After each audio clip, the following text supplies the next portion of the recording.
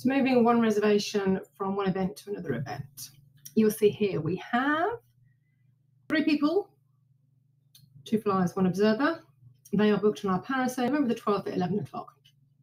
For whatever reason, we're not going to be able to take that trip out. Let's just assume there's a weather incident. So we can't do the parasailing, we can do something else. 3 dots here are actually your menu buttons. Click them, and we're going to move to another event. First thing it asks you is what event you're going to move to. So we're going to move it to the Hawaiian volcano tour because it's a land-based tour, not quite so affected by the weather.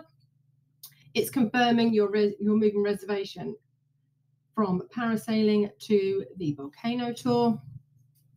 Hit save. First question it's going to ask you is what day do you want to do that tour?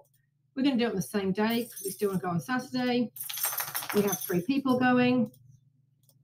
There we are, booked our time. As you'll see, that's it. Very simple. They are moved. They are no longer going parasailing.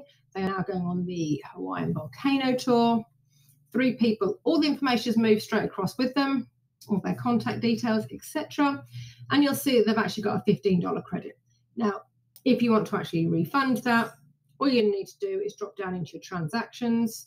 Transaction here. We're going to refund the $15 because this one's a little bit cheaper. If there is a reason in here which you can add, so we have changed events, that's why we're refunding, and then we just hit the word refund and the money has gone back to the customer.